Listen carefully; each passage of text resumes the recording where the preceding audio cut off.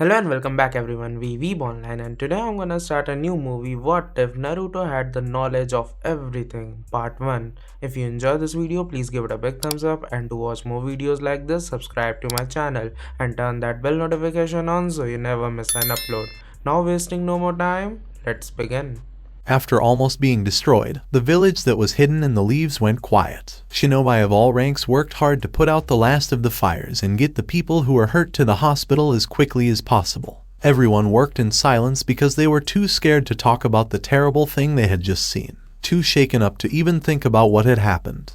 Kyuubi, the Biju with the most power, the beast had suddenly shown up. There wasn't enough time to get a good defense ready for such a threat. The monster had no trouble destroying the village. The shinobi did their best to save as many lives as they could. But it seemed like their work was for nothing because the Kyuubi killed more people than they could save. Minato Namikaze, the fourth Hokage, used his famous Hiraishin to teleport himself and the beast out of the village and stop the killing. There, he and his wife, Kushina Namikaze, were able to keep the monster under control long enough to decide to seal the monster inside their two newborn children, Mito and Menma. They were both set on giving their lives to seal the monster away with the last chakra they had. But after Hiruzen Sarutobi, Minato's predecessor, gave a heartfelt speech, they let Minato's successor do the jutsu in exchange for his own life. They hoped that he would find peace after he died. Now, hours later, Minato was holding his daughter while he waited outside of his wife's hospital room. He thought about what she would look like in the future as he looked down at the bundle and smiled at the red hair on her small head. He thought she was a lot like his wife, little Mito, he said in a soft voice. The other bundle was held by Shizune, Tsunade Senju's apprentice, who stood to his right. The child inside had blonde hair that was as bright as his own.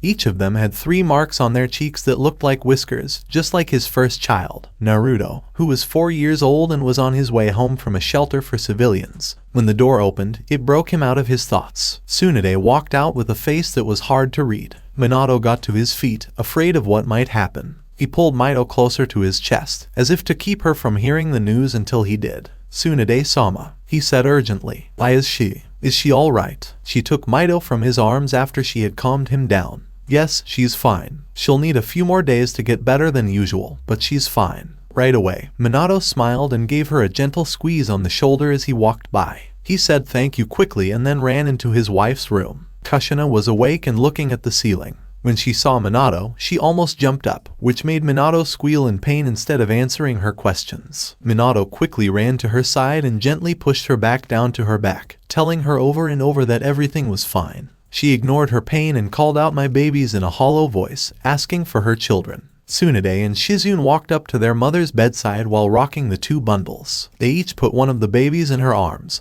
and she somehow managed to carry both of them. Minato stood next to her and smiled at his wife and children. Tsunade and Shizune both smiled as they watched the perfect family in front of them. Naruto, who was only 4 years old, carried his stuffed bear with him as he walked through the hospital. The ANBU behind him put a gentle hand on his back and led him to his parents. He was worried because the last time he was here, Obito Uchiha, a former student of his father's, died. All he knew about hospitals was that people died in them. So, if his mother and father were here, someone had to be dead. His small sandals made a loud tapping sound on the floor, which was the exact opposite of the empty silence around him. Even the ANBU was too far away for him to hear. On the way, they suddenly stopped hearing laughter coming from a room to the right. The ANBU opened the door and said, "This way, young Namikaze." Before he walked in, Naruto looked up at him. He looked around and saw that the room was full of people he knew. Kakashi and Jiraiya were leaning on the window ceiling. Tsunade and Shizune were standing at the foot of the bed.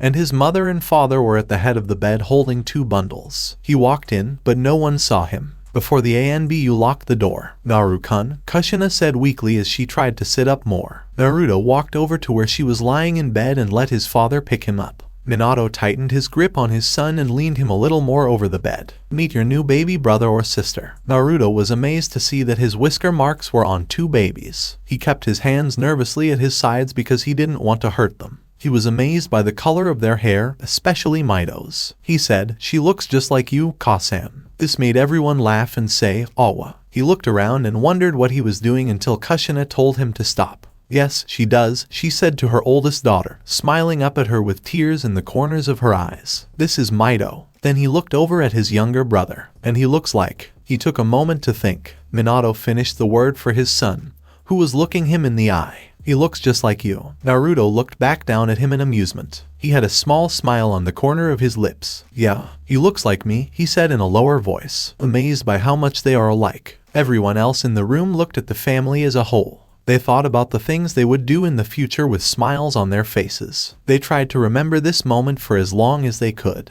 After 5 years, now, things had changed. The family was no longer as whole as they had hoped at one time. Not that they paid attention. Mito and Menma were at the center of everything. No matter what day it was, every day. It was like a birthday for them. For their brave act, the villagers showered them with love and affection. People praised and worshipped them, and now they are called the Prince and Princess of Konoha. Kushina and Minato didn't treat them any differently. They got everything they wanted. Because of this, they started training earlier than planned. Yes, it was planned. They had a plan for both of them to get trained, and everyone who was an expert in a field had agreed to help. As soon as they left the academy, they were to start their training. If neither of them was the Rookie of the Year, Kakashi would put them on a team with the Rookie of the Year. He taught them how to use their chakra and ninjutsu. When they had time, they went to Kurenai Yuhai to learn Jinjutsu, to Might Guy to learn Taijutsu, and to their mother to learn Kenjutsu. Minato himself would teach them how to use Fuinjutsu. They would learn Minato's Rasengan and Hurishins and Kushina's chakra chains when they were ready. After that, they would learn from either Jiraiya or Tsunade, depending on what they chose. All of this was supposed to happen after they graduated from the academy, but after a few hours of convincing Minato with their puppy dog eyes,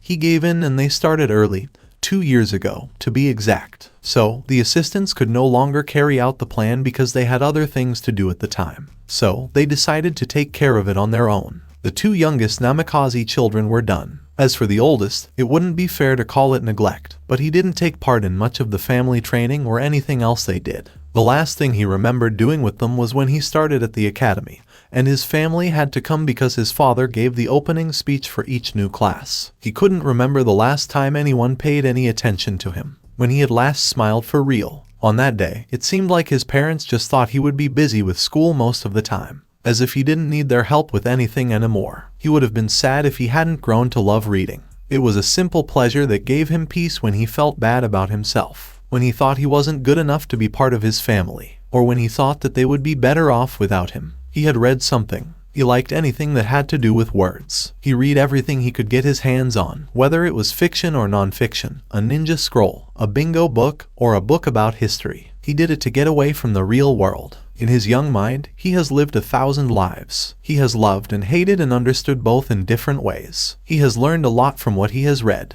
He has learned jutsu and techniques that are right for his level of knowledge. From what he read, he came up with his own taijutsu, which he hasn't named. After reading a book about the different clans in Konoha, he became interested in the many taijutsu traditions of the Uchiha, and the Hyuga, 2 of the best. The Uchiha's style was to block and counter the attacks of their enemies. The Hyuga's famous gentle fist was based on how they used their Daojutsu, the Byakugan, to see their opponents' Tenketsu and block them with chakra. He became very interested in taijutsu after reading that. After reading through a medical book that Tsunade had once called a doctor's Bible, he came up with his own style. He learned that a few quick hits to certain pressure points on the body could stop a person from moving. He waited for a chance to use what he knew and what he thought he knew about the Uchiha and Hyuga fighting styles. Every day after school, he would go to the training grounds and wait for this Uchiha boy, who he thought was Shisui, to come train with his father. Then he would go to the Hyuga compound and stand on the building across the street to watch the Branch family run through their daily training routines. After trying out everything he saw, he was able to copy both styles in a rough way, but his taijutsu style was supposed to be different and look chaotic. Because Naruto went to the academy, his younger siblings also wanted to start training early. Minato decided that he should help train his children himself, so he quit his job and put his trusted friend and advisor Shikaku Nara in charge of everything that didn't involve foreign threats while he worked hard to train his children. He was in charge of everything, from running the academy to dealing with domestic problems and ANBU missions. Minato said he didn't want to be bothered unless one of the other villages sent a message declaring war out of the blue. True to what he said, the Namikaze family moved into a compound where they could be alone. The schedule for training was so tight that there was no room for anything. Not even the famous ramen they all liked so much from Ichiraku. No one would see the Namikaze family for a long time. At the academy, the first-year students take a test to find out who among them is ready to move up quickly. The test is given 2 weeks after the academy starts, and the results go straight to the Hokage so he can decide what to do. The written test covers things that were taught in the 3rd year, and it also has a few questions that are meant to test how well they work when they are under pressure. Questions that they couldn't even begin to figure out. No student has been able to skip to the 3rd year since Kakashi Hadake. There were 2, Naruto Namikaze and Itachi Uchiha, 2 years ago. The 2 young geniuses were put in the same 3rd year class with the very confused Iruka Imuno, who kept an eye on them. He didn't understand why the 2 9-year-olds were so good at everything he gave them. At the middle of the year, he went to Shikaku and asked that the test be given early. Shikaku was surprised at first, but he agreed anyway. The 2 took the test that was meant to find the weak links and did great on it. Shikaku was impressed, and he thought about congratulating the 4th on having such a prodigal son. But he never had the chance. He put them on a standby support team because he was still worried that they were too young to go on missions. They were being led by Kaijo, who used to work for the ANBU. He trained them like he used to train his other agents, pushing them to their limits every day while they were waiting for a mission. After the first week, he saw how good they were at the arts and asked them to be an attack team instead of a support team. But Shikaku said no because he was afraid to put 2 9-year-olds on the field so soon. He went to the Namikaze compound to find Minato because he wanted to hear another point of view. He caught them in the middle of training. It must have been a frustrating evening, because Minato looked very stressed. As soon as he saw Shikaku, he asked if another country was attacking. Shikaku told him that wasn't true, which seemed to irritate him even more as he yelled instructions to his kids during their taijutsu match. Shikaku could no longer speak. Minato, who had calmed down a bit, turned to him and said, "Look, whatever it is, just handle it, please. This isn't a good time." Before Shikaku could say anything, Minato had already left his side. Now that he had to make a choice, he went with his gut and decided to keep the team as a support team for now. A few days later, an experienced genin team asked for help while on a C-rank mission that had become a B-rank mission after some low-ranking rogue ninja attacked. Shikaku sent Naruto's team because he thought it would be a good chance to see how good they were in the field. He thought they would be able to handle it with Kaijo. When they came back, the news shocked him. Naruto and Itachi seemed to be the strongest people in the group because they were the only ones who were able to take down a rank rogue when they were separated from the rest. Together, they beat the man down until they could give him the final blow that killed him.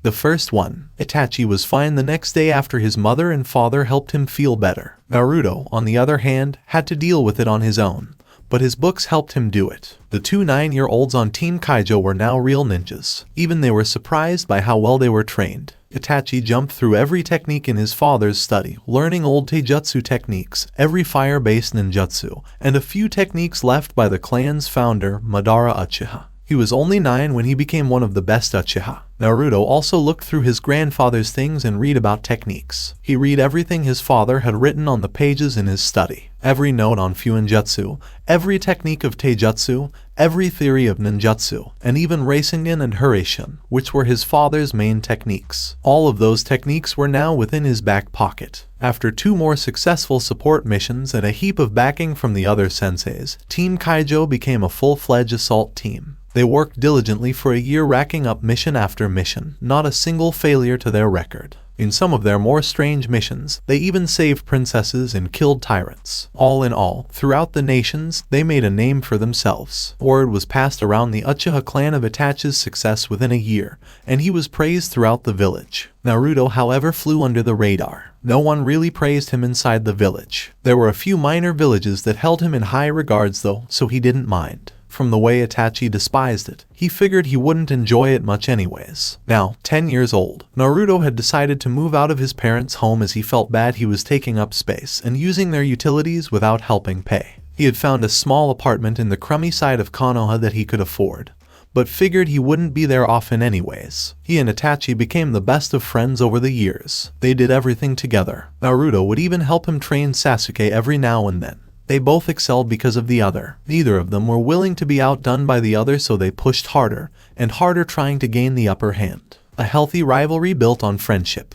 They fought constantly whenever they had the chance, always testing the other's skill to gauge their own progress. Their greatest match was later on that year during the Chunin exams held in Kumo. They faced each other in the final round and fought each other to a standstill. The battle was the most magnificent spectacle the non-shinobi viewers had ever seen. The battle of the Uchiha Prodigy and the son of the Yellow Flash was a sight to see. They held nothing back and attacked each other with the intent to kill, as they knew the other expected nothing less. It was there which Naruto brought to light his father's technique, Harishin, for the first time, as well as a technique of his own creation. The perfect clone, as he called it. It was a clone that, with the help of Fuinjutsu, was actually brought to life. While in a tough spot, he used the technique away from Itachi's view and sent the clone out to fight in his stead as he thought up a strategy. The only issue with the technique is that, much like water clones, it only holds a portion of the original's ability. It is also aware it's a clone, so it has no adrenaline when in danger. Itachi had no idea, as it even fooled his fully matured Sharingan. So, he continued to fight with the same intensity he had been and unleashed a technique he intended to use as a distraction. Although a powerful attack with the main purpose of killing, he was sure Naruto would find his way out. But to his horror, he did not. All he saw was his best friend's body hit the ground, burnt to a crisp. His heart sank as the entire stadium fell silent, believing the match to be over. The proctor dropping down to the arena to check on the body made it that much more real. He looked up to the cage box, which held only the Reikage and Kazekage, and gave a shake of the head. Everyone knew the implication of such a gesture and remained silent. Itachi's eyes burned as his heart sank. He dropped to his knees, staring at the ground, wondering what he had just done. He was praying to whatever god was up there that it wasn't real. His mind didn't register how much clearer the world seemed to him, or the fact that his eyes were still burning. He just couldn't think. He was brought back to reality with the popping of a clone. Looking up, he saw the proctor looking down at the spot Naruto's body had been in wonder. Itachi felt the ground beneath him rumble. He jumped back, narrowly avoiding the hands that popped out, trying to clamp down on his ankles. The proctor jumped back up, seeing the match was not yet over. The crowd went wild, seeing the Namikaze was still alive. It was truly the greatest match in the history of the Chunin exams. Two boys, no older than the second-year students at the academy, displayed abilities on par with that of legends. The fact that they were both from Konoha stirred up a heap of commotion among the other nations. If Konoha was breeding monsters such as these, they questioned any sort of attack against them would be beneficial. When they returned to the village, the two boys were immediately granted the rank of Chunin, and shortly after were approached by the ANBU captain, Kenji Horo. Captain Horo explained his interest in them joining his force even at their ripe age of 11. He went on to describe the training they would receive in stealth, which is one thing they lacked. They'd have to pass the Jonin exam first, which they would not be eligible to take for the next 2 months, but they accepted nevertheless. Of course, in normal circumstances, rank didn't matter much when making the selection, but Captain Horo figured Shikaku would be more inclined to accept the request if the two were able to prove they were on par with the higher-ups of the village. When they achieved the rank of Jonin with ease, Captain Horo brought the matter to Shikaku Nara, who was still a bit timid to allow it. But Itachi and Naruto expressed their want for such an opportunity, so he allowed it on the parameters that they were not able to take on solo missions until they turned 12. Horo agreed, and they were admitted for the ANBU exams. 3 weeks later, they were members of the prestigious ANBU Black Ops. They were placed on a team with 2 other agents, Yugao Yuzuki and Hayate Gecko, the captain. Through them, they learned Kenjutsu, and Naruto of course found a way to perfect the style shown to him thanks to a samurai book he had once read. Their team underwent multiple ANBU missions involving various instructions. The 2 11-year-olds were thrusted into a world of bloodshed and hatred, and only one of them had the support needed to handle such a life. 2 months later, it's been a month since Naruto Namikaze's 12th birthday, not that anyone aside for his teammates knew that. He got a few things from each of them, a new jacket from Yugao, an all-black sword from Hayate, and a new book from Itachi. And he even got a cake and congratulations from the Uchiha clan as a whole, which he was very grateful for. Since that day, he has been undergoing solo missions like a madman. He took 2 every week the first month and even went for 3 if his time allowed it. With the pay he received, he upgraded to a nicer apartment in the wealthier side of Konoha. It was a fully furnished condo fit with everything he needed. 2 bedrooms, a bathroom with actual hot water. His old place didn't have that, so that was a big plus. Then, there was his study. It was like a mini library with books stacked from the floor to the ceiling with barely enough room to walk. He was dressed in his street clothes, which consisted of a plain black t-shirt, black baggy ANBU style pants, black ninja sandals, and black wrap around his mid-calf. Over that, he wore the hoodless white jacket Yugao had gotten him with the Namikaze symbol proudly displayed on his back, and he left the front unzipped. The jacket went down to the bottom of his back and was long-sleeved. His headband hung loosely around his neck. Walking to his mirror, He looked at himself. His hair was as shaggy as it usually is except for the right side of his head, which was shaven down for some reason. A while back in training, he narrowly dodged one of Itachi's kunai, but it nicked the side of his head deep enough for him to need stitches. His hair just never fully grew back. Because of it, it looked as if it slouched over towards the left. His face had shed itself of its rounded shape and instead resembled his father more than ever. His eyes had heavy bags beneath them as it had been a few days since he had last slept. With a yawn, he stepped out of his bathroom and headed for the front door, ready to start the day. Red hair strewn across her bed, drool slipping out the side of her face, and a screeching sound from her nightstand. Mido's eyes creaked open slowly, her bright blue eyes wincing at the sun in her face. She groaned sitting up in her bed, stretching out her sore body. Today was going to be great. She just knew it. This was the first birthday they were going to be celebrating since they started training. Before, there just wasn't enough time. Each year, their parents gave them at most one gift. Today wouldn't be the same. When her door opened, her brother came running in. He called out, "Mido, quick, get up. Kasan told us to come down the stairs." She rolled her eyes and gave him a pillow because he was so loud. Menma grabbed it out of the air and threw it back, saying, "I'm up, you idiot. You fool. It looks like you're laying down," he said as he ran out of the room and down the hall. Mido just shook her head and rubbed her eyes to get rid of the sleep. She was still trying to figure out where she was. She rolled out of bed and went downstairs when she finally did. As she turned the corner from the living room, she saw that the whole family was there for the big breakfast she had been expecting. She meant her, Menma, Minato, Kushina, Jiraiya, Tsunade, Shizune, and Kakashi when she said the whole family. Everyone else at the long table was already eating, but there was a spot set aside for Menma to her right. When she sat down, everyone greeted her when their own conversations let them. "Morning, Mido-chan," Kushina said happily. She gave her a plate and said, "Happy birthday." Mido said thank you quickly, and she took the bag and filled it with breakfast food that was already on the table. Minato took a sip of his juice and asked, "So, how does it feel?" Mido smiled shyly and shrugged her shoulders as she answered, "You know, being 8 years old at last." "Well, it feels great to me," said Menma. "I can finally go to the academy," he said, his excitement coming out of his mouth as noodles. Kakashi told him, "Yeah, you say that now. I only spent a year there, but man, did I have a lot of homework." "Yes, a lot of books and studying, which is something you haven't been very good at so far," Jiraiya said. "Oh, shut up, Bakaero Senin," said Menma quickly. "You know, he's right," Kushina said. She said, "Ninja studies probably should have been on the list when we were planning. There's still a year left, so maybe we can make room for that." "Yeah, maybe. Then they could have taken the AP test. They're already miles ahead in everything else," Kakashi said to get their attention.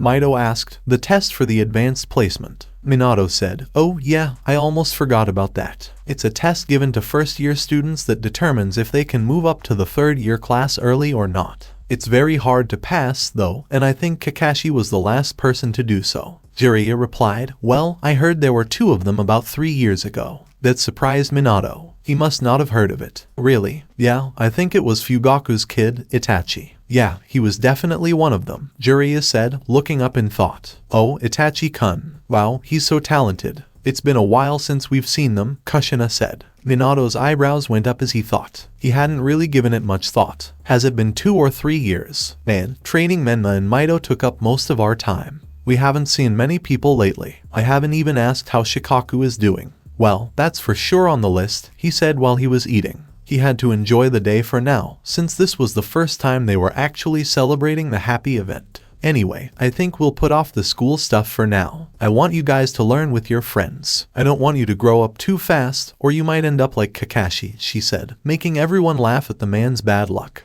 The people at the table then started talking to each other about their own things. Mido and Menma were talking about who they wanted to invite to the party later. Tsunade and Jiraiya were talking about old times. Kakashi and Shizune were just talking about missions they'd been on, and Kushina was just looking at Minato in amazement. He seemed unhappy. She put her hand on his forearm and rubbed her thumb over the skin. "Are you okay?" she asked. When he came to, he smiled back at her. He said, "Yeah, I'm fine. I'm just thinking. We need to get back to normal in the village," he told her, which confused her. "What do you mean?" "Well, we've been here at the house since we started training them. The only time we've left was to go to the Hokage training grounds. But when did you last see a friend?" At that point, Kushina had to really think. A very long time has passed. She couldn't even tell you when they had left the house last. She said, "Oh, I guess you're right." He joked, "Yeah, I mean, we haven't been to Ichiraku's in a long time." she said with a smile. Ugh, don't remind me. I'm dying to get my hands on a few bowls. She got back on topic by asking, but really, have we been so focused on their training that we've just cancelled going out? Well, that's going to change today, he said as he stood up and wiped his face. Everyone looked at him. Everyone, after we finish eating, we're going to take a walk through the village. We've been away for too long, and we need to reconnect with the people, he said, and they all agreed. Kakashi walked through the streets of Konoha with his prized Ika book stuck to his face, on his way to the ANBU HQ to see some of his old teammates. He thought it was strange that both of them had been away from the village for a while. If he wasn't on a mission, he was with the Namikazes helping them train. As he walked, he saw a kid walking ahead of him for a long way. He saw that he, too, was reading. Even from the back, he looked a lot like someone I knew. When Kakashi saw the Namikaze symbol on Naruto's back, he asked Naruto, where has he been? He saw that Naruto seemed to be going the same way he was, so he decided to catch up. Hello, Naruto, he said without taking his eyes off his book. Naruto looked away for a moment to see who was there. Oh, Kakashi Nai, how are you? He asked in a hollow voice. I'm fine. How are you? I'm fine. It's weird to see you out and about. What's going on? Naruto asked. Well, it's Menma and Mito's birthday, Kakashi said with a raised eyebrow. Naruto's steps were a little unsteady. So it is, he said as he looked up from his book and saw the ANBU headquarters in the distance. He asked, do you happen to know if they're having a birthday party? At this point, Kakashi looked very confused. All week long, they talked about it. Didn't he hear? Yeah, I guess so, he said. Naruto looked at his book and nodded. He whispered the last part, I guess I should stop by then. I'll sign in first. Kakashi heard, though, and watched as the blonde turned and went into the building he had just been walking toward. He followed him, and because he was confused and interested, Naruto noticed, but he didn't think it was strange because Kakashi used to be the captain of the ANBU. The head receptionist was there to greet Naruto when he walked in. She gave him the forms for check-in and said, Welcome, Tora-sama. He replied, Good morning, Habai-san. I'm logging in. Please tell Weasel I'll be back soon. She wrote, of course, Tora-sama on a spare piece of paper to help her remember. Naruto nodded, turned to leave, and gave Kakashi a quick nod of the head before leaving. When she saw him standing there, she said, Welcome, Kakashi-sama. He didn't pay any attention to her, but his eyes followed Naruto all the way out the door. Still, confusion had a tight hold on his mind. For the first time in 3 years, the Namikaze family walked through the streets of their village, greeting everyone who came up to them. People didn't stop liking the family just because they weren't there. All of them were still loved and adored. Children who walked by were amazed by them. When they got to the park, they had to stop and talk to the crowd of young fans. Then, they sent Menma and Mito to their friends who were playing ninja to say hello. Kushina stayed behind to watch, even though Makoto and Sasuke, her youngest son, had just arrived. They decided to stay and talk for a while, so Minato thought this would be a good time to check on Shikaku. He was coming back tomorrow, but he wanted to make sure there wasn't a big problem. As a Hokage should, he said hello to everyone he passed along the way. He shook everyone's hand and gave hugs to anyone who wanted one. He remembered that they didn't have much time to walk around the village because the trip was so tiring. Still, he liked it. When he finally got to his office, he sighed and walked in. Shikaku was signing a document when he seemed to take a deep breath. He leaned back in his chair and sighed. Oh man, finally. I thought I'd be doing this forever. Minato laughed at the lazy man and said, Yeah, sorry. I'm not back yet. You still have one more day of this. I just stopped by to see how things were going. Shikaku thought as he looked at him. He looked confused and didn't seem to fully believe him. Really? He asked, unable to believe it. After 3 years. Oh, yeah. Well, we were all a little busy with training and all that, so. He said as he was leaving. Shikaku just nodded his head as if assuring him he was listening. How was that, by the way? He asked, instead of using the curse words that were in his mouth. Minato sighed and ran his hand through his hair in response. As good as it's going to get for now. I mean, they're good at most things. Their taijutsu is good, their ninjutsu is pretty good, they can break out of most genjutsu, and their teamwork is good enough to hit Kakashi, so that's pretty good. But at everything else, they're pitiful. They're bad at Fuinjutsu. They don't have the chakra. I'm most upset about their Fuinjutsu, though. It looks like neither of them will ever be good enough to learn the Hiraishin seal. I know it's hard, but I was hoping at least one of my kids could learn it. Shikaku wanted to hit himself in the face. They have been living in a cave, no joke. Even though the cave was nice, it still kept them hidden from the outside world. Shikaku's heart hurt when he said that, though, because of the way he said it. He didn't seem to care at all about teaching it to his oldest. as if he had forgotten that he had another child. First, he thought he should just ignore it and let it blow up in his friend's face when it was time.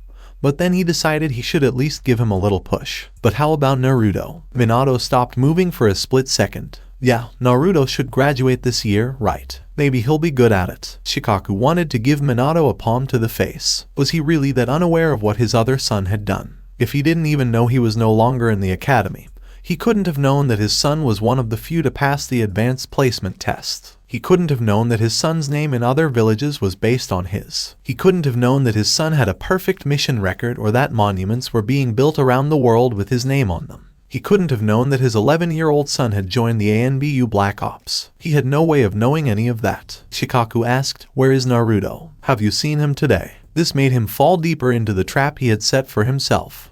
Yeah, he was. Minato didn't know what to say. He couldn't remember whether or not he had seen his son today, or if he saw him the week before, or in the past 12 months. He tried, he was. Ichiraku was amazed to see the confusion on his face. It looked like he really didn't know what the question was. Minato was really confused because he couldn't picture his own son from the last 2 or 3 years. He looked out the window. His heart broke because he couldn't. Shattered his soul to pieces. Kushina and Mikoto were laughing on a park bench as Kushina told stories about what happened during their 3 years of training. They watched the kids play a strange game with cardboard ninja tools and a flag that they had never seen before. Mikoto could tell that Menma and Maito were well trained because of the advanced moves they were using, but she was proud of Sasuke for holding his own on the other team. Kushina also took note. "I see that Sasuke is also training, right?" she asked. "Oh, well," she said with a smile as she watched him run around and laugh with the other kids. "That's all his brother. He's always trying to be like him." Kushina smiled and nodded, showing that she fully understood. She asked, "How is Itachi doing, anyway? I heard he was one of the boys who did well on the AP test, right?" Mikoto looked at her like she didn't know what she was talking about when she said it. I mean, her son is the other, so she would think she would know. "Yeah, he did," she said, brushing it aside for now. "What is he a Chunin now?" she asked, giving her friend even more trouble. "He's ANBU," she said, looking at the woman as if she were an enemy hiding in plain sight. Kushina didn't notice the look because she was still looking at the kids. She said in a low voice, "ANBU. Wow, that's amazing." Mikoto kept looking at Kushina, trying to figure out what was wrong. It was almost as if she didn't know that her own son was the other boy who rose up with Itachi. They are ANBU agents already, even though they are only 12 years old. Naruto had to have told her, didn't he? Mikoto knew they weren't really close by the way they talked, but still. When Itachi got home and told Fugaku and her that he got into ANBU, they threw a party for him. The whole clan was there to see the great achievement. Still, Naruto didn't seem to have told her anything. So that she could test her theory, she moved her seat so that she was looking more at Kushina than at the other kids in the playground. She called out, "Hey, Kushi." Kushina took her happy eyes off the kids playing and looked at her friend, who looked like she had something to say. I was wondering, how is Naruto?" When she heard the name, her face went blank for a second. Then a bunch of other things. Naruto looked for his family as he walked down the street and thought about it. After signing in, he went to the compound to find them, but he couldn't find them anywhere. He looked for a while before deciding to go back to HQ. He ran into Itachi on the way, and the two boys decided to keep looking since they now had a better chance. Itachi asked his best friend, who was still reading his new book as they walked down the path. "So, now that they are 8, I guess they will join Sasuke and the other clan children at the academy next year." "Yeah, I guess so," Naruto said with a shrug. He asked, "Is there a reason they stopped training a year before going to the academy?" Naruto thought about putting the book down. "I think they said that so they can have a little time to be kids again before they have to start doing their shinobi duties." Nodding to show that he understood, he went on. "Since their training is over, that means Hokage-sama will be back in charge soon," he said. But all the blonde could say was MHM. "Does he know how high up you are?" When he heard this, he took the book away from his face. "I'm not sure. They haven't left the compound in a long time, so I would guess not," he said. Itachi said, "What about Kakashi-san? He has been on missions outside of the village a few times since we went on our adventures abroad. He might have told him." Naruto nodded. "Yes, but when I signed in today, he seemed surprised. I'm sure he didn't know what my role was in the ANBU Black Ops," he said. Itachi nodded again.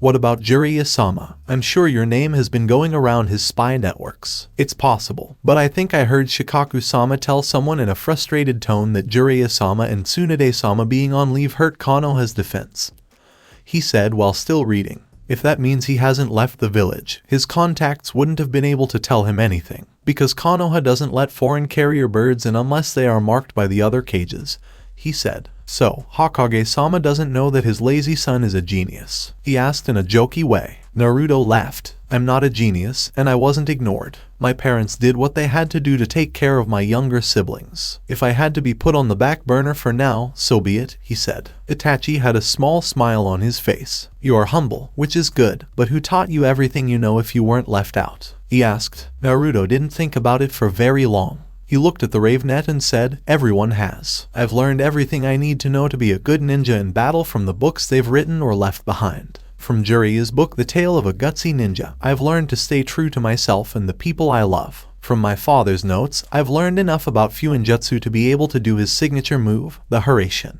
Itachi couldn't believe how much his friend cared about the people around him, even when they didn't deserve it. My mother gave me her spare key to the Namikaze library on my 6th birthday. I've learned to always look underneath from watching Kakashi Nai spar with my Gai-san.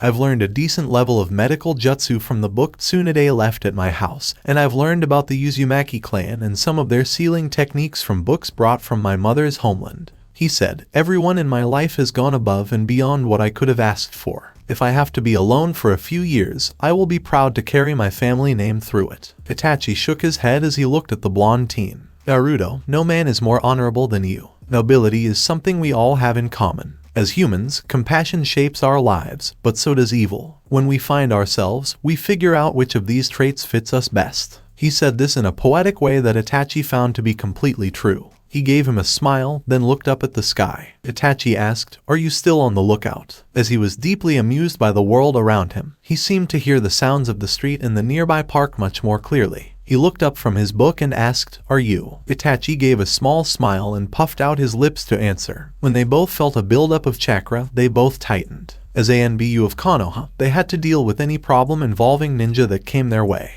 They shunshined to the noise, stopping both attacks before they hit each other. They were surprised and amused to find that they were each holding their own brother. Nenma's Rasengan went out as he looked up into eyes that, now that he thought about it, he hadn't seen in a long time. Itachi gave Sasuke a knowing look and poked him in the head with his middle and index fingers. Sasuke let the fireball in his hand go out. Naruto Nyai? Menma asked, obviously shocked by the sudden entrance. Kushina and Mikoto came running up and stopped a good distance away to see what was going on. Naruto smiled and said, Otauto, getting into fights on your birthday? He asked, letting go of his hand. Kushina yelled Naruto, a little louder than she meant to.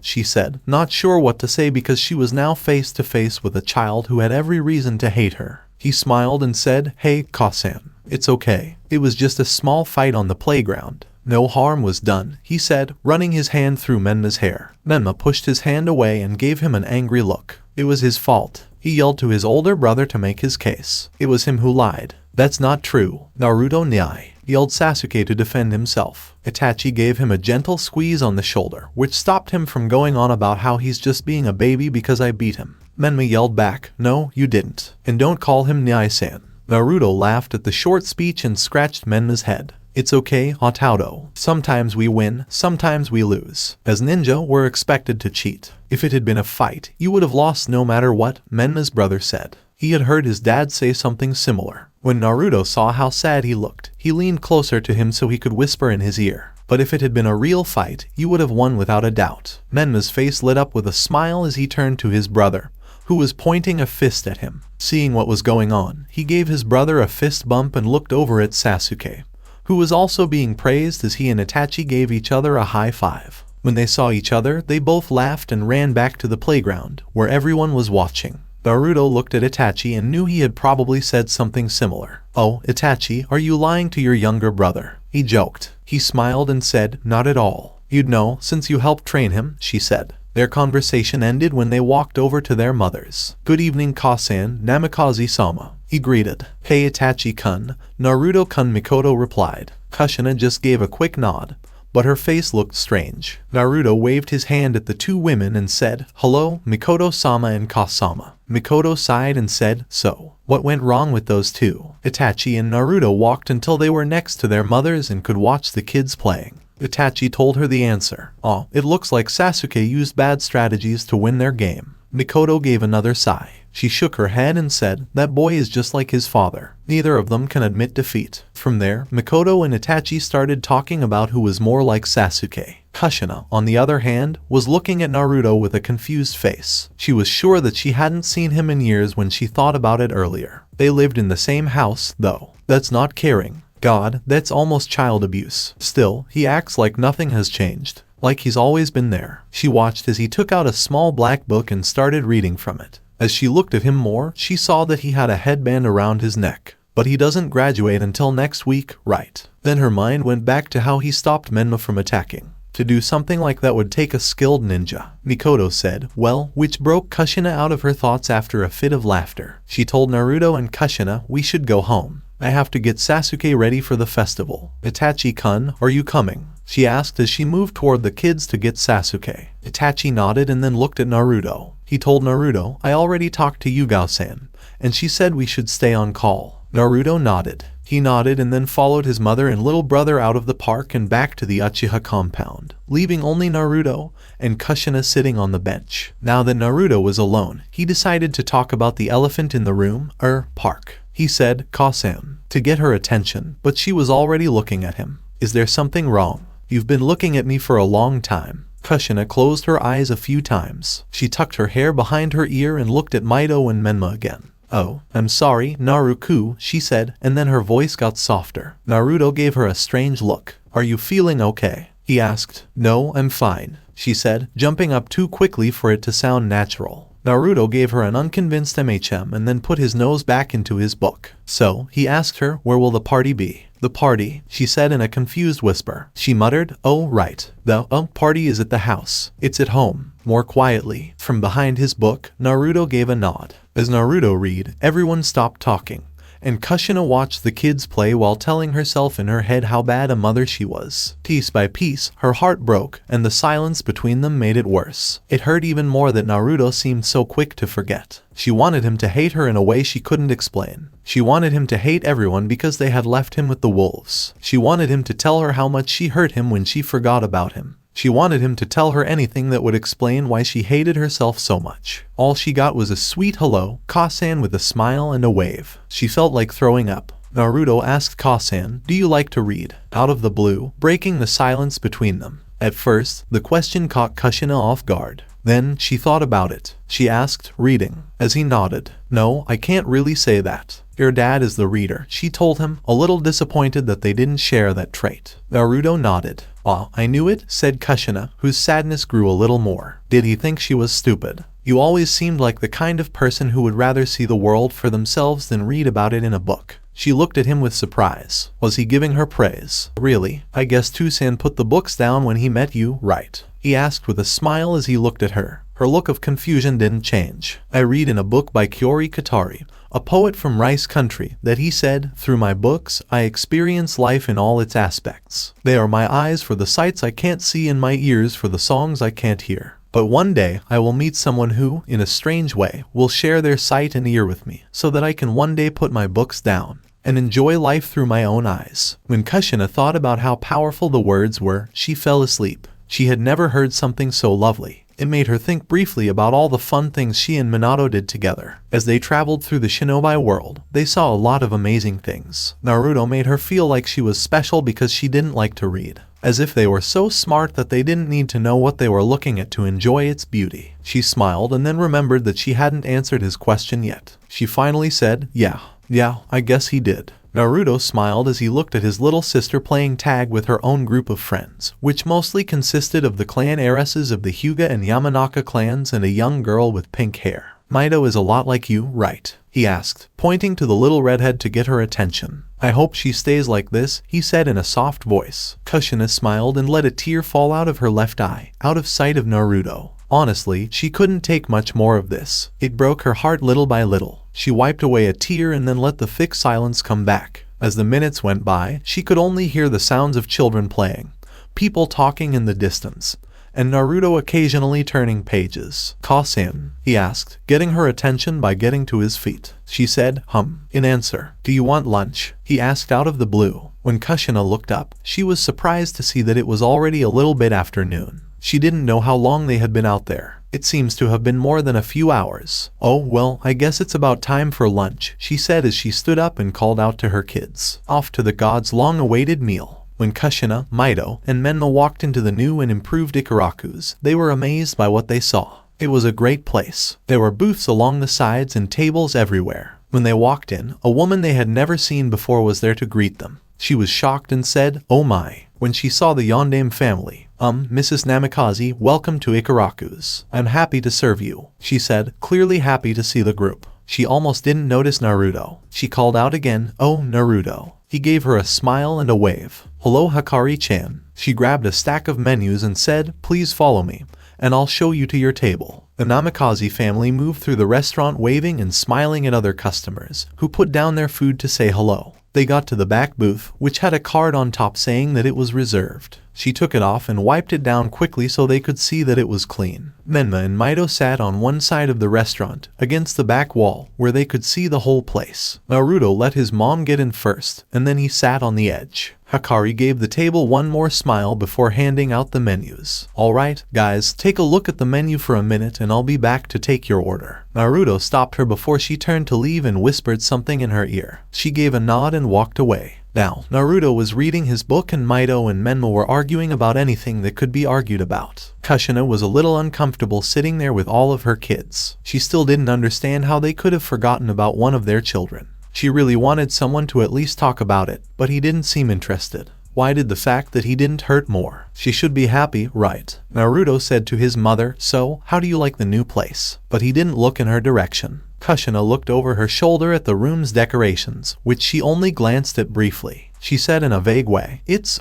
beautiful. "Thank you, we worked very hard on it." A new voice surprised the group by saying. Mito and Menma yelled, "Tuchai," and jumped out of their seats to give the man a hug. Right behind him, Iam walked up. He picked up the kids and said, "Oh, I knew my favorite family hadn't forgotten about me." Naruto moves out of the way so Kushina can stand up and say hello. Kushina smiled and gave Tuchai a hug while saying, "Hey, Tuchai." "Kushina," he said, and he wrapped her up too. "It's great to see you again." She hugged Iam and said, "It's great to see you, too." As soon as everyone was back in their seats, Tuchai and Iam started talking about their improvements and why they needed to grow. They talked for so long that Mito had to remind everyone why they were there in the first place. Tuchai said, "Right. The ramen. Don't worry, I already know the order. It's the Namikaze special, after all," he said as he and Iam went back to the kitchen to prepare the food. Again, the table was mostly quiet as the kids, as they always did, found something new to fight about. Kushina went back to feeling sad about what she had done,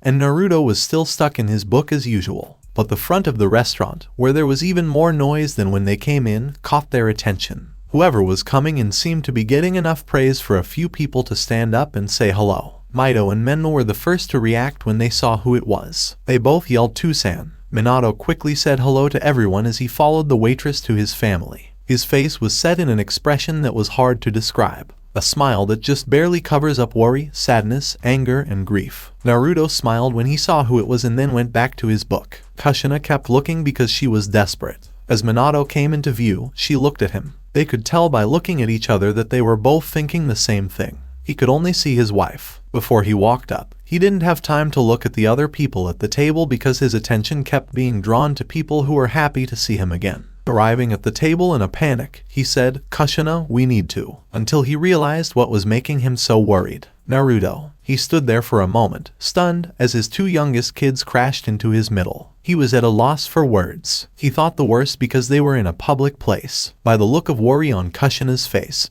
he could tell that Naruto had already talked to her about a few things. He would have more than a few for himself, for sure. As the kids sat back down, Naruto said, "Hello, Tusan." When he saw there were no more seats, he got up quickly. He pointed to the booth and said, "Here, sit down." He then asked the people at the table next to them if the empty chair was an extra. After making sure it was, he thanked them and put it at the end where it could be opened. Minato was confused and looked around the table, mostly at Kushina, who had his hand under the table in a death grip. When Naruto saw that his whole family was now together, he thought it would be rude to have a book out, so he put it away for now. As usual, Menma and Mito started a fight, but everyone else ignored it. Minato and Kushina were so tense and uncomfortable that it was hard not to notice. Naruto saw it, and he wondered what was going on. He tried to think of something that a family might talk about over dinner. In a few of the books he'd read, family dinners with this kind of silence were always caused by a dramatic event that the characters were still thinking about. Most of the time, a joke would break the silence. He tried to say something quick to break the ice, so he opened his mouth. But as soon as he did, Tuchai and Iam came to the rescue with food. They thought the Inhuman family would eat bowl after bowl, so they brought more than they needed so that everyone could have one. He said hello to Minato and wished the family a good meal, then he left them to eat. Menma and Mito tore into theirs with all their might, turning it into a race to see who could eat it the fastest. Naruto took off his jacket and draped it over his chair, then watched the show with amusement before going back to his own bowl. He fiddled with his chopsticks as he ate his noodles, still not used to the silence that had returned. When he looked over, he saw that his father was doing the same thing as him and that his mother had glossy eyes as she looked at the Naruto fish cakes in her bowl. When he had had enough, he shook his head. He asked Minato, who was caught off guard, "So, will you be back in office tomorrow?" He muttered, "Oh, yeah," and then cleared his own throat. "Yeah." Naruto nodded. He said in a funny way, "That's great. I think Shikaku-sama was almost ready to quit the other day." Minato didn't know what to think when he looked at the boy. Wasn't he crazy? During the time he spent looking for Kushina, he thought about many different things that could happen when they met again. He was ready for anger, sadness, apathy, or anything else. Not this, though. I don't know what this was.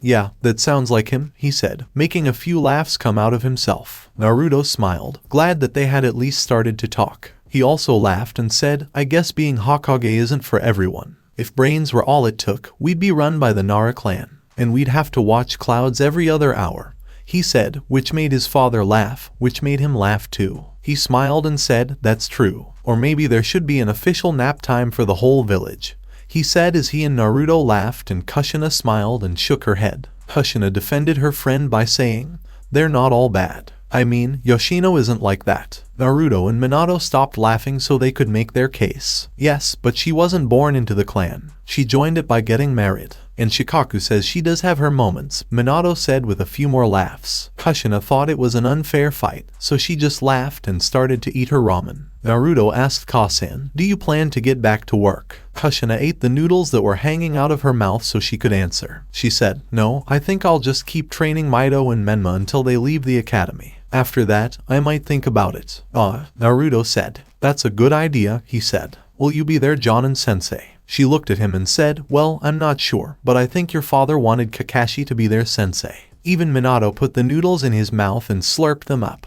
That's it," he said while still chewing. "Well, that is, if he still wants it. Kakashi Nai sounds like a swell idea," Naruto said. Before the conversation could go on, someone said something that none of them were expecting.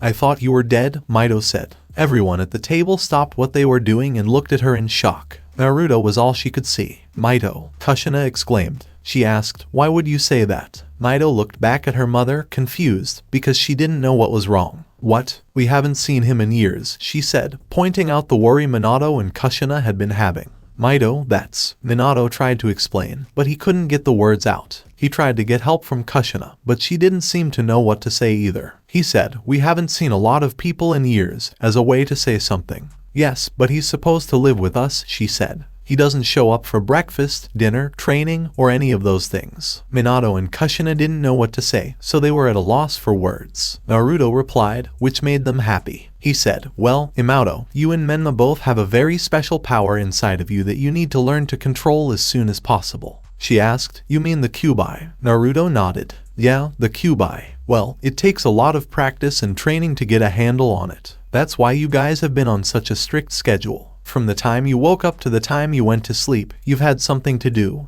right?" he asked, and they both nodded. He said, "Well, you see me. I'm way too lazy to do what you guys do," and the two laughed. "You're lazy, Nai-san?" Menma asked. He said, "Oh, you guys are the laziest. What you do is way too much. You must be superheroes or something." The two laughed. Minato and Kushina were amazed by what they saw. Part of them felt bad about what they did, but another part of them told them that he understood. Menma and Mito were both ready to train Naruto now that they were at a good enough level. Well, they were hoping for that. Mito was still hungry as Menma ate the last bowl, even though he now understood what was going on. She asked him for it when she saw that Naruto didn't finish his second one. "Are you going to eat that, Nai-san?" Naruto smiled and shook his head as he gave it to her. Menma's eyes lit up with shock and awe when Naruto's left sleeve rose up as he stretched out his body, revealing his bare arm. "You have a tattoo," he was shocked to hear. When Minato and Kushina heard the shout, they both stopped what they were doing and looked up. It was against the law for shinobi to have tattoos in Konoha. There was one thing that wasn't true. "Yes, I do," Naruto said, rolling up his sleeve to show them. Menma and Mito got close and poked at it like it was something they could feel. Mito asked, "What is it?" He also looked down at it and said, "That's my ANBU tattoo." Minato and Kushina both had the same idea. ANBU. There was a lot going on in the Namikaze compound. Well, as much fun as a party for kids could have. A lot of important people lived on the huge property. Almost all of the clan leaders and their kids were there, as well as a few regular people whose kids were happy to have been invited by the birthday kids only a few hours before. It was a happy time, with food and music being served and lots of kid-friendly activities going on in the training area. The kids kept playing their game from earlier. This time, it was boys versus girls, and the girls would have lost if Mito hadn't been able to hold her own against both Menma and Sasuke. While that was going on, the adults stayed inside and talked to each other or told the villagers the latest rumors. Even though the people they knew made it funny, there was a lot to talk about. For one thing, it looked like Kakashi was stuck to his last teammate like glue, and Tsunade and Shizune were the ones leading the talk about whether or not they were just friends. Then there was Jiraiya, who was doing his best to talk up a few single moms from the civilian world, but they were refusing him firmly. Most of the clan heads, including the heads of the Yamanaka, Akamichi, Aburame, and Yuzuka, and Hyuga clans, were talking about next year's academy class and the training they had done to prepare their children. In the kitchen, Kushina, Yoshino, Makoto, and Iam made plates of food for the guests, and made sure everything was ready for cake and ice cream later. Kushina was so focused on her work that she didn't even hear what her friends were saying. Her thoughts were too much on her forgotten son, as they had been since the Kyubai festival, when she had to leave him behind. Still hurting from what she had just learned, she just wanted this day to be over. It seemed like it would never end, as if Kami wanted her to be in pain for as long as possible. That thought also hurt. Even on their birthdays, she couldn't even make herself smile. She really hadn't planned for this day to go this way. It was supposed to be a day of fun and relaxation after all the hard work they had done for the past 3 years. It was stressful because they didn't make much progress. At the end of it all, Mito and Menma's skills weren't even close to being genin level. Even so, that's not too bad for kids who aren't even in the academy yet. During the same time, one of her children did so well that they were promoted to ANBU. By himself. What does that say about their flawless training schedule? She couldn't still believe it. Anything. Naruto left the academy when he was 9 years old. He didn't stay even a whole year. Then, at age 10, he became Chunin, and a few months later, ANBU. It made her feel so many different things that she didn't know how she should feel. Was she supposed to be happy for him or sad that he never told them? She was either proud that her son was so smart or sad that he didn't need them. There were just too many things that could happen and too many things she couldn't explain that threw her off. Mostly how Naruto felt about the whole thing. His attitude as if nothing had happened. If he had been mad at them or mean, she would have known how to feel. She knew what it was like to hate herself, but she didn't know how to feel about being completely ignored. She could not figure out how he could forgive them so easily. All it did was hurt more than if he had just told them they were wrong or ignored them. When she got home from Ichiraku's, the first thing she did was go up to his room. A dusty note on his bed was the only thing left in it. More than the words, what broke her heart was the date it was written. It was Naruto's birthday, August 21st. The note explained why he was moving out, pointing out things like the fact that he was 10 and an active ninja, which made him an adult. Then it said that he didn't want to wake anyone up when he got home late from a mission, take up too much space, or use utilities for free when he now had money to help pay for them. She didn't understand what he meant when he said, "I read in a book that in a well-run household, everyone should pay a share of the bills." It didn't make sense to her that he wouldn't talk to them about it before making such a hasty decision. No matter what, he moved out on that day 2 years ago, and they just found out about it now. What did that say about how good a mother she was? She could try to tell herself things like her schedule was too full or he's always been quiet, but she knew they were all lies. Just sad attempts to make herself believe that she could still be a good mother. How could she be wrong about something that everyone else would be right about? God, she really didn't like this day. All week, they had been waiting for this day. It was hell, and every time her heart beat, time slowed down by 1 second. Even though they hadn't said anything yet, she knew Minato felt the same way.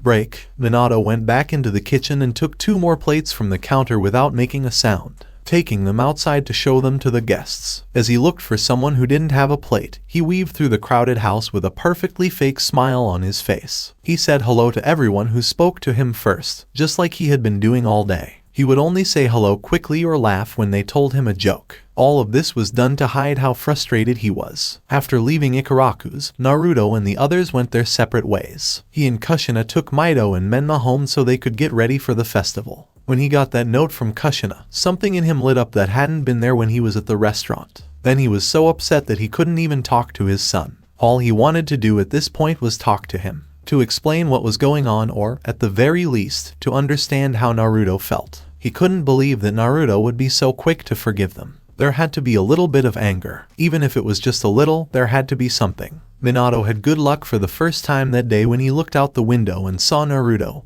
and Itachi walking up the walkway. He thought the time was right. He would go crazy if he put it off any longer. He quickly walked to the door after giving out the last plate. It was already open before he made it. Itachi bowed in respect and said, "Hokage-sama." Minato gave himself a shy smile and scratched the back of his head. He moved aside and said, "Itachi, there's no need for that. Please come in." Itachi nodded and moved into the house further. When he saw something that caught his eye, he told Naruto and Minato goodbye and left them at the door. He held up the gifts he had brought for Mito and Menma and said, "Hello, Tusan." He asked, "Do you happen to know where I could put these?" Minato looked around because he didn't know where Kushina had put everything. I'm not sure I do," he said. Naruto nodded and looked around for someone who could help him. With a smile and a nod to his father, he began to leave. Minato thought, now or never. He called out, Naruto, and stopped him from leaving. Naruto gave him his full attention.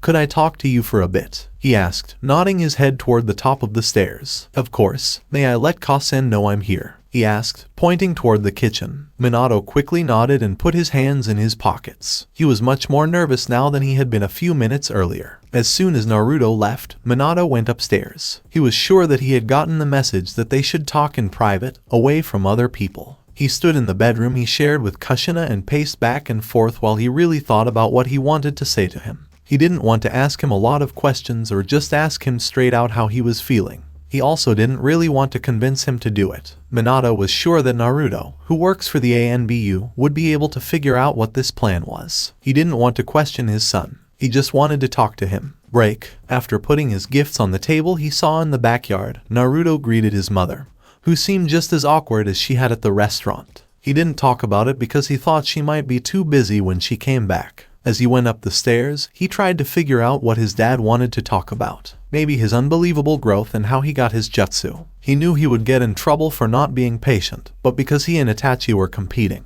he didn't even think about it. He just had to find new ways to stay ahead of him. Itachi always had something new and better, though, so Naruto had to keep up. Before he knew it, he had figured out how to use his father's sealing notes. He hoped this didn't have anything to do with that, Kami. When he reached the top of the stairs, he thought about how long it had been since he was there last. Everything was the same as before. On the way, he walked past his old room and looked inside. He saw that the note was gone, so maybe they knew he trained on his own. When he finally got there, he knocked on the door and waited for his father's okay to go in. He walked in and shut the door when he heard a muffled come in. Minato was out on the balcony, looking down at the kids playing in the backyard. Naruto got up and walked over to him. He looked down at Menma and Sasuke as they argued while drawing their plans in the dirt for the other boys to see. They were arguing about which plan would work better. Naruto started talking again by saying, those two will become something amazing someday." Minato didn't say anything. He just kept staring at the group of kids, who were split up by gender and making plans to hurt the other side.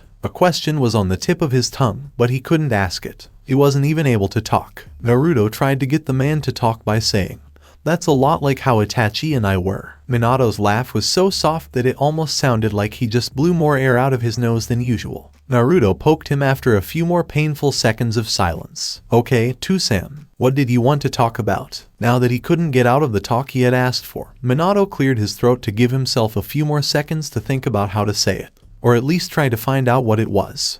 He started. Naruto watched as his mouth opened and closed without making a sound, as if he didn't have any words. He finally got it out. "I wanted to talk to you about, well, everything." Naruto still didn't know what was going on. Did he mean the different jutsu he stole? Naruto said, "I'm sorry, but I don't think I understand you." "Naruto, I want you to know that your mother and I, He tried to make a sentence, but he couldn't come up with any words. "We love you," he said. Naruto looked at him as confused as he had all along. "We've always." As Naruto thought about what he had said, his face showed a range of feelings, including realization, sadness, panic, and worry. He looked worriedly at his father. "To-san." Minato held his breath as he waited. "Are you getting a divorce from Ka-san?" Minato looked shocked, as if to ask, "Where did you get that idea?" Naruto dug around in his bag. "I read a book that perfectly describes this situation. First, you and Ka-san seem tense and distant all day, and you barely talk to each other at lunch. One of the last steps is to pull each child aside so you can explain what happened."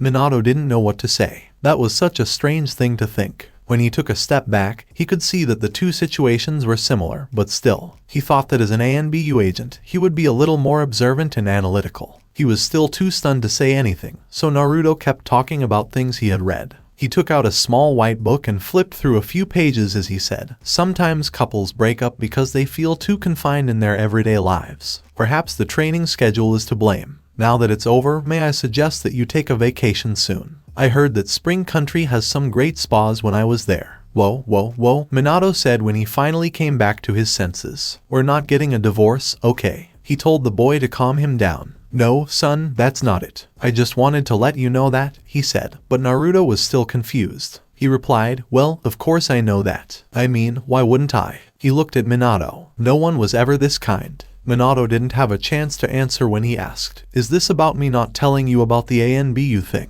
He went on before Minato could answer. "I really was going to Tucson, but you guys were working so hard that I didn't want to bother you. Neither is it that." Well, that wasn't all of it. When he finally got the courage to talk about it, he stopped. He heard the familiar sound of a shunshin, and an ANBU agent stood on the ledge. He got off the tree and bowed to the Hokage, but he spoke to the person he was there to get. "Tora-san," the man said, "a mission has come up that needs your team's help. Please get Weasel-san together and go to the ANBU HQ in 30 minutes. He nodded at the man to show that he understood. When he was out of sight, Naruto turned to Minato. "Well, duty calls and all that," he said as he walked back into the house. "Some other time, Tucson," he said over his shoulder, "and let Mito and Menma know I was here." "Damn it," Minato said to himself. He just missed the opportunity. Even though he had been in the ANBU himself at one point, he did understand. When they called, you went, even if it meant dropping something. When he had another chance, he wouldn't waste it like he did this time. He would know for sure. As they walked down the street away from the Namikaze compound, Naruto kept making fake kissing sounds to annoy his friend and make fun of him for being in love with Izumi Uchiha, a girl in their clan.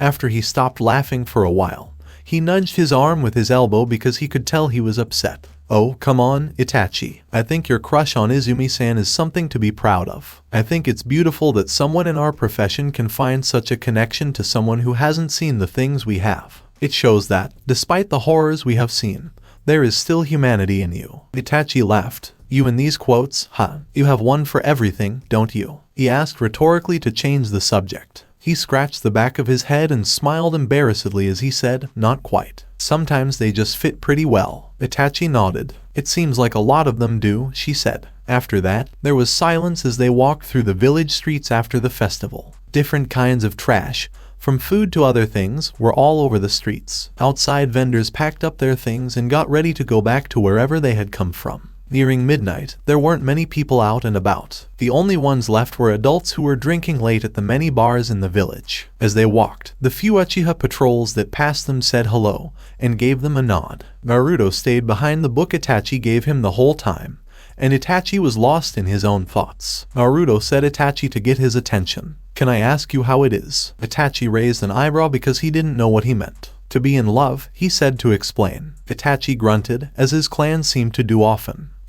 "And you would think I would know." Naruto said, "Well, of course you would. Izumi-san is your love, right?" Itachi said, "She's just a friend." Naruto looked at him, confused by the fact that he said no. "But," he said, pulling a scroll out of his pocket, "you have the signs of someone in love." He unrolled it and took another book's cover off. Nakami Atsukiya, a marriage counselor in Spring Country, wrote a love story in which the main character says, "I know the signs of a man in love." "You can't learn everything from fiction," Itachi said as he looked at the book he was holding. Naruto looked at him, as confused as he had been before. Why not? It's a good way to get a different point of view on most things. Itachi said, right. But they are usually the author's opinions, not facts that have been proven. Naruto gave him a smile and said, that's not always the point. If you read a few of them yourself, you might learn some interesting things about Itachi Uchiha. You think you're not in love, but I'd bet my life that you are, Naruto said as he looked toward the HQ, which was now in sight. He said to the blonde as they walked into the building, you seem to be in a hurry to die. The blonde laughed. Break. Naruto kept talking as he put on his uniform by opening his locker. The thing about books is that if a person wanted to,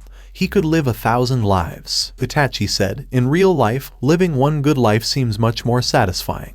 To people like you, I guess. For some people, like Shinobi, hearing what the world means to other people is also fulfilling, he said. Itachi grabbed his arm guards and asked, how so? Naruto put his black sword on his back and reached up to pull his mask down from the top of his locker. We see things that most people wouldn't even dare to write about. Every week, we see scenes of pain, sorrow, hatred, and fear, but not much else. For the lucky few, those things come with admiration, he said, pointing at Itachi. But for others, a good book can remind you that there is good in the world. Without an outlet, we'd go crazy. Itachi put on his weevil mask and asked, so, that's why you read them. Naruto also put on his mask that had a tiger on it. Everyone has a need. Break. As Yugao and Heiid opened the door to the mission briefing room, they saw that a map of the mission parameters was already on the wall. Naruto and Itachi came in and stood at attention on the other side of the table. Heiid and Yugao looked like they were working things out. After they were done, they gave each other a nod and called the attention of their young students. Okay, Heiid said, and then he coughed twice. This mission is a search and rescue. We will be going to Kusagakyur. Our team was asked for because the enemy is said to have some kind of powerful genjutsu. Weevil's Sharingan is important, he told the black-haired teen,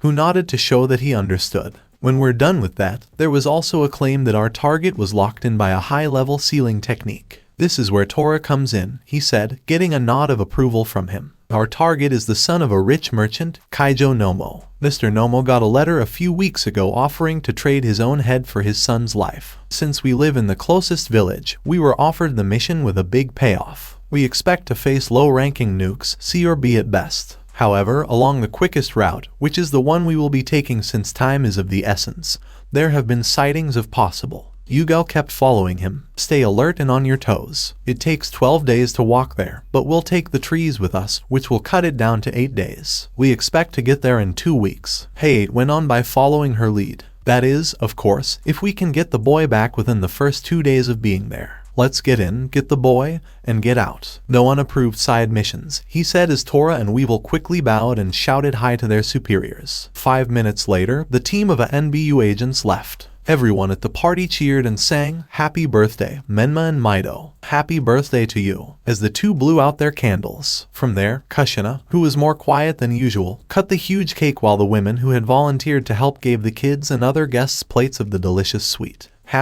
midnight, most of the people at the party had gone home, hoping that whatever they got for the couple would be useful in some way. Kushina's smile had been gone for a long time because she was too tired to even try to be happy. She sat in a chair off to the side while Menma and Maido opened their gifts. She just kept staring at something in her line of sight. Glossy-eyed and uninterested in the excitement of the two kids she has seen every day for the past 3 years. She had never been so mad at her two cherished children before. No matter why, all she wanted was for them to stop being so happy. She didn't say anything, which showed how tired she was. Minato was also at the end of his luck. He leaned against the door frame of the backyard and watched Maido and Menma open gift after gift as the kids around them looked on in amazement. He had never been so mentally and physically tired before. Having both fought in a war and led an army in one, that was a big deal. Who knew that mentally kicking yourself in the behind could be so exhausting? After all the excitement died down and the parents had had enough, the number of people at the party slowly went down. Everyone thought it was a must to wish the Hokage a good night, and he did the same, trying to get them out as quickly as possible. Not long after that, there were only a few people left. Most of them were men whose wives stayed behind to help clean. A little longer, and it would have only been the Uchihas. Fugaku came up to Minato for the first time that night as he stood in the doorway. He was so busy that he didn't have much time to talk to anyone else besides his son for a short time. Well, I guess from the way you've been acting lately that you know about your son's success, he said with a knowing tone. Minato was too tired to decide if it was just a statement or a hidden insult in the form of a question, so he took it as a simple statement to avoid a fight. Yes, he's great. Indeed, Fugaku replied. Those two will be much better than us in the long run, he said as he looked out at the view from the porch. Perhaps they've already. That made Minato laugh. I wouldn't doubt it based on what I've heard today. That son of yours is full of surprises. She looked at him. What do you know about him? He asked out of nowhere. Fugaku looked at him with doubt. That depends on what you want to know. Minato said more than asked, well, how strong is he really? What are his skills and so on? When Fugaku heard his wife say goodnight to Kushina, he laughed at the question. He said with a smile, I think you should go watch the movie of their match during the Chunin tests. I'm going to warn you now, because it is amazing. Minato wanted him to explain more, but he had been out of luck all day. Mikoto said, Ah, Minato, as she walked over with Sasuke. She said, Goodbye, Sasuke-kun, and led him to the door. Good night, Menmasu-san, he said after his mother tapped him on the ear. He said, Oh, I mean, Hokage-sama. As he ran out the door, she shook her head. She said in a low voice, That boy. What do you two have to say? Fugaku said, Just man things, a little too quickly. Before he realized what he had said, he could feel a cold presence behind him that was so full of killing intent that it made Minato gulp. When he turned around, he saw his wife's eyes, which were full of fun. She asked sweetly, Oh, and what would these so-called man things be? Fugaku also took a deep breath and looked at Minato, who tried to avoid making eye contact with him at all costs.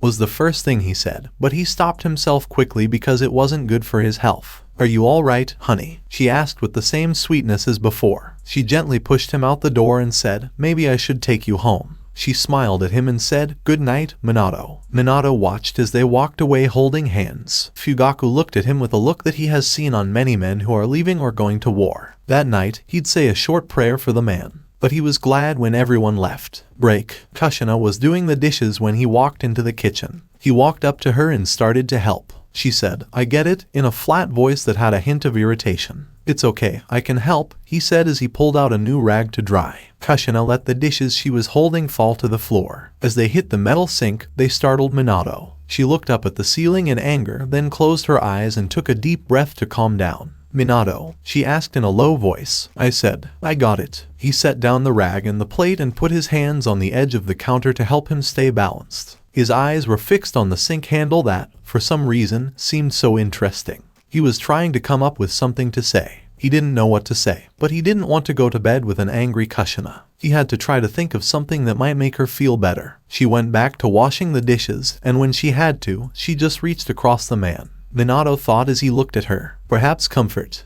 He doesn't hate us, she asked right away, and that makes it better. As if she had been expecting that question for a while. No, but maybe that means we can make things right, he said with hope. Kushina didn't look like he believed it. Make it right, she said again as she put the dishes on the table. Fix it, she yelled even louder. What the hell do you mean, make it right? She started to say, but stopped when Mito and Menma walked in. She quickly shut her mouth and began scrubbing a plate that had been cleaned for a while with a lot of force. Minato also heard the two come in, but he was still looking at Kushina's side face. He begged her in his mind to talk to him so that they could figure it out. Mito and Menma were worried because they had never seen the two of them fight before. Minato turned around and sighed, but neither of them was brave enough to say anything. Come on, you two, it's time for bed, he said. They stood still until he walked over and led them out of the room. Kushina was left there with her face in her hands and tears running freely. The way her life was going was not what she had planned just 12 hours before. Even though nothing was right, everyone acted like everything was fine. 4 ANBU ninja from Konohagakure were hiding behind masks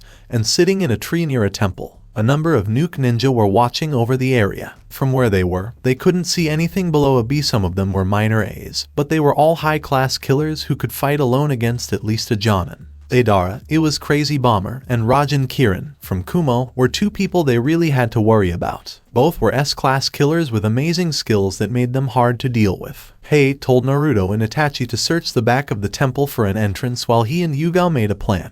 They did this by using hand signals to talk to each other. Getting the boy was their main goal. The only way to do it was to be quiet about it. They couldn't use force because the boy might be killed before they could get to him. More than anything else, it would be hard to find him. He thought about sending in just Naruto and Itachi because they were the best prepared for any problems inside, but he decided against it when he saw how many people the captive was willing to pay for just the outside defense. When you hire men, you want the best of the best to be around you or whatever valuable thing you want to keep safe. Hey was afraid of what kind of monster was inside because there were two S ranks guarding the door. Break. Naruto and Itachi looked at the back of the temple from a tree that was high enough to give them a better view. Naruto couldn't see much with his bare eyes. Itachi was able to. He told the blonde that there was a small hole in the wall by making the ANBU signs. On top of it, there was some kind of powerful genjutsu. Since there might be a way in, the two went back to Yugao and Hayate. Break. Hayate had talked about the only way he could see them doing this successfully, which was for Naruto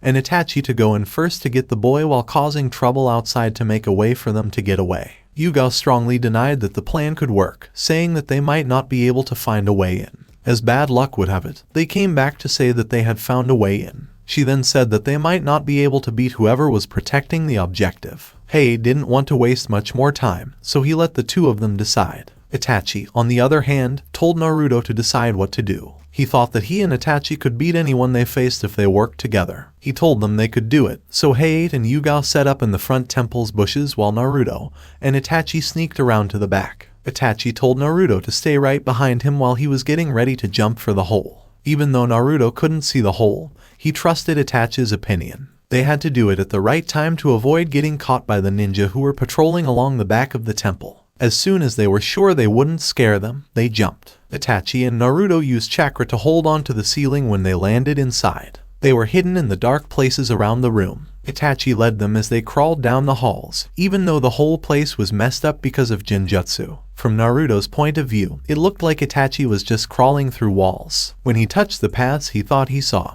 he was shocked to find that they were just walls. This genjutsu really blew me away. He could hear people talking around them as they walked, but he couldn't see them. Naruto could have easily gotten rid of its effects on him, but that would have taken a lot of chakra and given away their location. So, the best thing to do was to follow Itachi. They went downstairs and down hallways to get deeper and deeper into the building. They had to be at least 20 feet underground at this point. Itachi wasn't sure if they were going in the right direction because they hadn't seen or heard a guard in a while. No matter what, they kept going until they reached the end. When they finally got there, they found their target chained to a wall and covered in seals and inkling.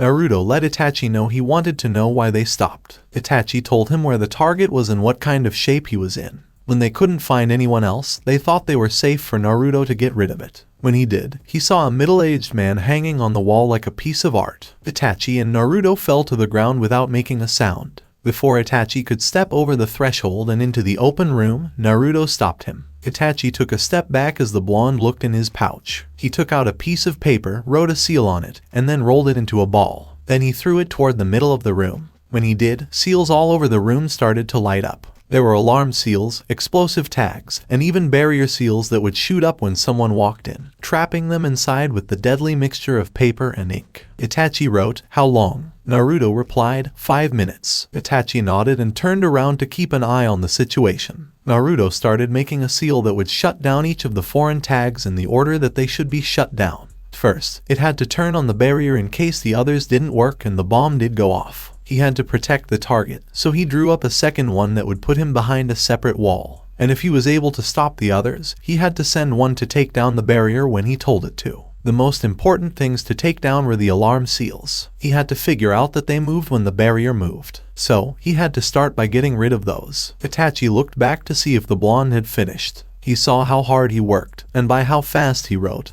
he knew he had figured out how to do it. Naruto got the idea to use seals that drain a lot of chakra. Alarming seals like these worked by overloading the seal with chakra. When they were exposed to foreign chakra, they made a very high screeching sound that most ninjas could hear from a mile away. So, with his very strong chakra draining seals, he would drain them before they could do anything. Now that he was ready, he turned off the alarm seals. They couldn't make even the slightest sound before they ran out of power. Then, he threw his own barrier seal at the target's forehead, covering him in a small barrier. Then he threw in 3 more seals at the same time. Right away, the barrier flew up around the room, which burned away his first seal. Then, the explosive tags that were placed around the room fell off and broke up before they even hit the ground. Naruto waited a few more seconds after all of the seals were broken. He nodded and looked back at Itachi, who told him that it was done. Itachi walked over to the blonde and stood next to her while making hand signs. His last tag, the barrier, and the 4 tags he had put around the room all went out. They just walked right into the room. When Naruto got close to the young man, he did a hand sign again, and his barrier seal fell from his forehead.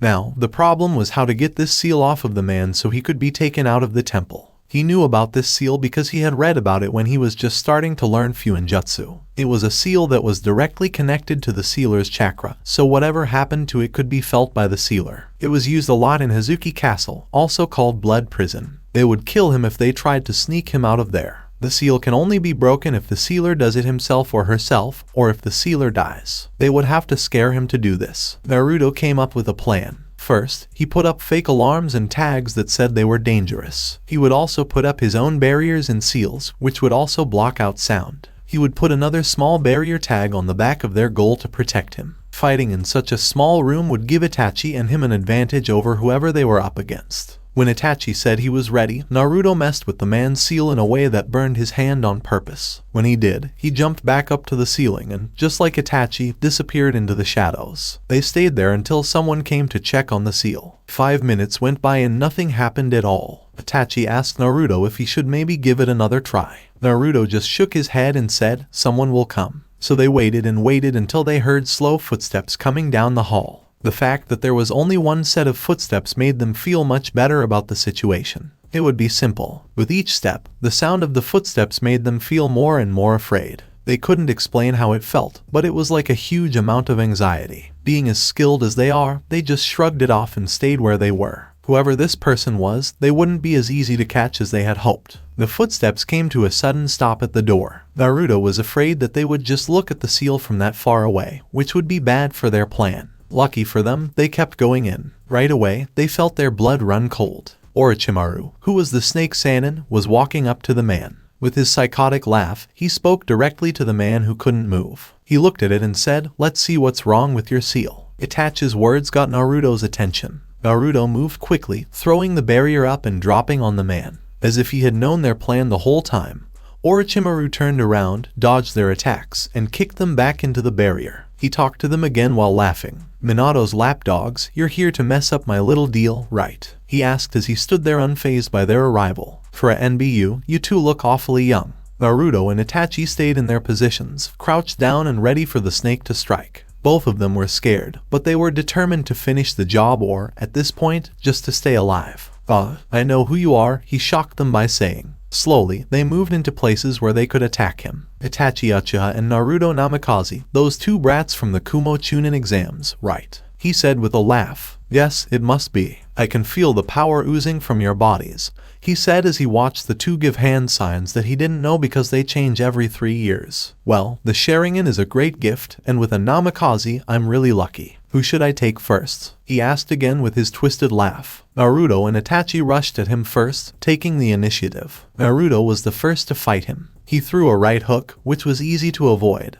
and then a spinning back kick, which was blocked and threw him off. Itachi came in next with a kunai in his hand. He slashed and cut into nothing but air as the Sannin easily dodged each attack, even in such a small room. Orochimaru grabbed his wrist, kicked him in the chest, and took the kunai out of his hand. Next, Naruto came in with his black sword drawn and swung it skillfully at the man, who dodged each attack by a hair's breadth. Using the kunai, he blocked the attack close to the blade's base, making Naruto's blade fly away. Itachi jumped up and caught the blade in midair. He then started to hit the slippery man again and again. Itachi was keeping him on the defensive, so Naruto went low and kicked the back of the man's knee, knocking him down. Itachi tried to hit him in the chest with a sharp blow, but Orochimaru blocked it with a kick to his wrist. Orochimaru rolled away as Naruto flew in with a flying axe kick that hit the bottom of the barrier. Itachi tried to drop kick the snake, but he missed by an inch because he stepped to the side and kicked the snake away. The flying kunai hit Naruto, and he flipped away from it. He drew 2 cards and went back inside. He tried to hit the man by slashing at him, but every strike was blocked. Orochimaru forced his guard open and kicked him hard in the chest, sending him back toward Itachi,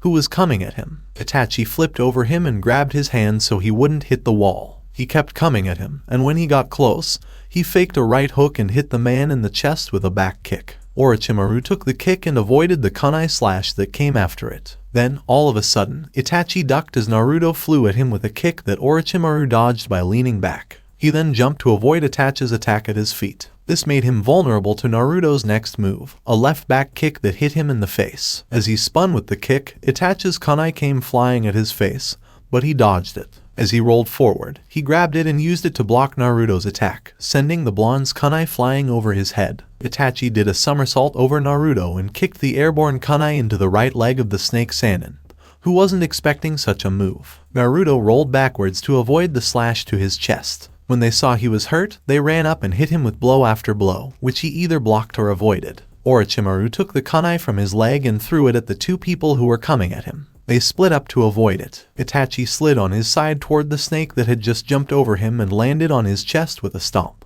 He rolled away, and Naruto came in with a series of punches that all seemed to miss. Itachi kicked an axe at Orochimaru, so he jumped back to avoid it. Naruto jumped over his partner and tried to kick the man in the chest, but the kick missed. Itachi got back on his feet and tried to hit Orochimaru with a roundhouse kick, but Orochimaru dodged under it. He kicked the brunette very hard, which sent him back to the other barrier, and made it hard for him to get back up. Orochimaru grabbed Naruto's wrist as he tried to throw a right hook that missed his face. He moved his wrist with him as he went under his arm. He broke his arm with a sickening crack by gently jerking it. Using the broken limb, he turned the blonde around and threw him at his partner, who was still on the ground. Orochimaru crossed his arms and looked at the two while laughing. He walked over to the man still chained to the wall and said, "Well done. I'm glad you got a few hits in." He made a few signs with his hands and put his fingers on the back of the man. The wall Naruto made for the man fell down. "You two have caught my attention, and that's why I've decided to let you go," he said, making more hand gestures. He then put his hand on the man's chest, and the seal went back into his hand. "I'll see you both soon," he said as he walked back to the door. He made hand signs as if it were his own seal,